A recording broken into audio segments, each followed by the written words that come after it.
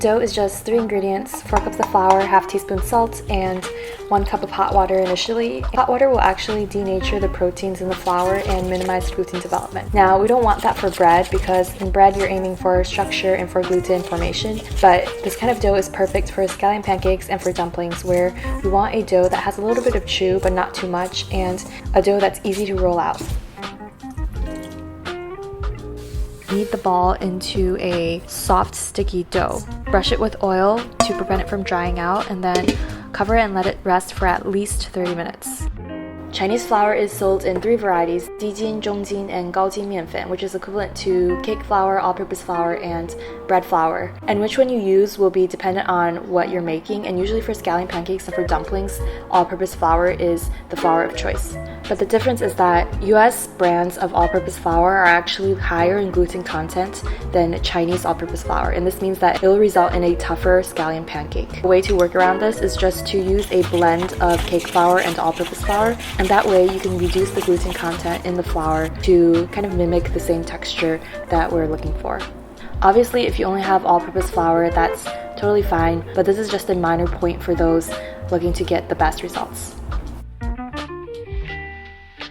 I've always wondered why the scallion pancakes I make at home just never seem to have the same texture as the ones that I've eaten in restaurants or bought on the street, until I talked to a street vendor here in Taipei and realized that they're actually using balls of dough that they've prepped beforehand and refrigerated overnight. And this process means that the gluten strands in the dough have had a chance to relax. So when they're rolling out the dough the next day and then cooking them, the scallion pancakes take on this translucent quality that really was impossible to get from newly kneaded dough.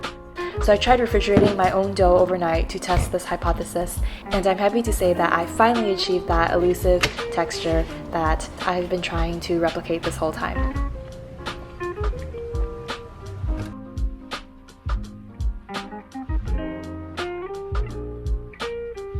Another secret in getting distinct flaky layers is using what we call yousu, which is an oil paste made out of flour and oil. I like to use ground Sichuan peppercorns. You can also use 5-spice powder or black pepper and salt.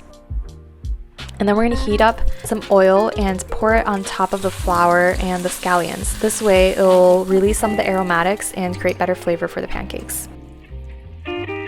Divide the dough into 6 equal portions. You don't have to weigh it. I was just being extra. I wanted them to be exactly the same size. And then roll out each portion of dough into a large rectangular sheet and try to make it as thin as possible without the dough breaking, because the thinner it is, the more layers you can create for each pancake and the flakier it will be. Brush the oil paste onto the dough using a pastry brush or a spoon.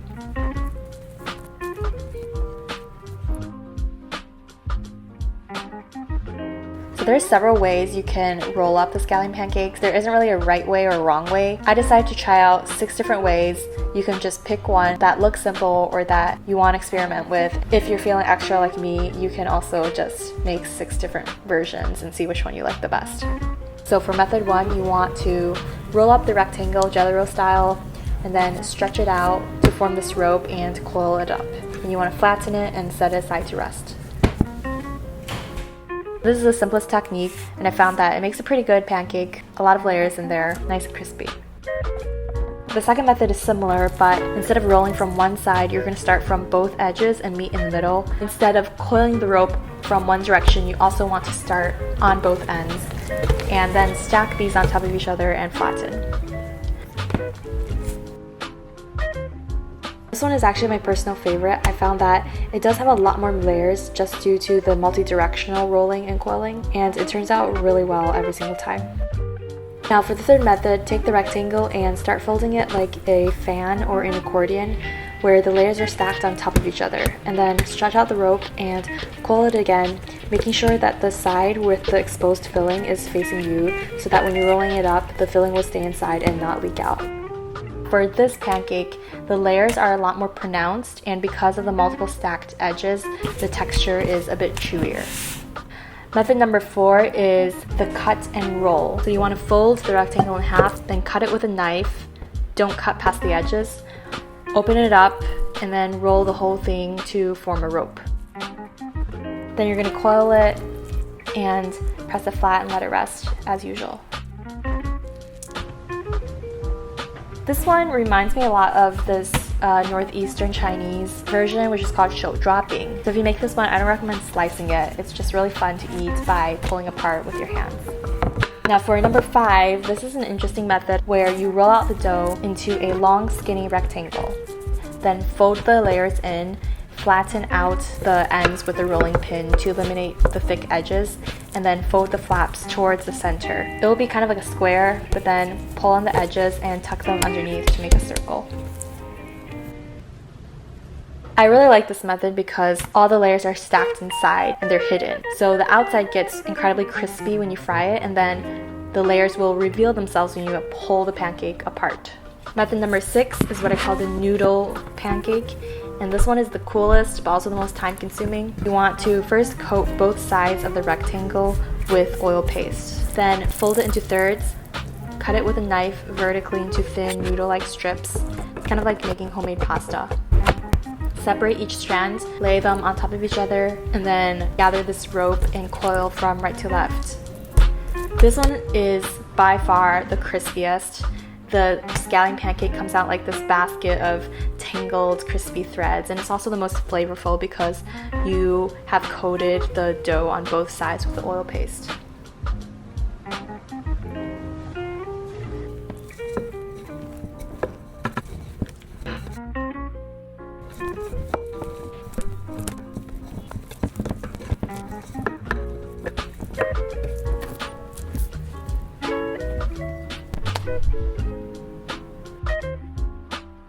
Heat a nonstick pan, brush on a layer of oil, and then lay the pancake flat onto the surface and cover with a lid. Then you want to cook it for about 3 minutes or until the bottom is golden, and then uncover the lid and flip the pancake and cover it again, and cook on this side as well.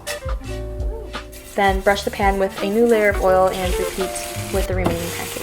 Before removing it from the pan, this trick I learned is to take 2 wooden spatulas and kind of shove the pancake from both sides. You want to like zhuzh it up to loosen the layers, and this way when you're serving it, the layers are a lot more pronounced. So here's the final lineup, and honestly, I thought that the rolling methods would create 6 very different pancakes, but in actuality, they're pretty similar. There's just some minor differences with each one. My conclusion is that as long as you get the initial dough right, any way of folding and rolling will turn out successfully.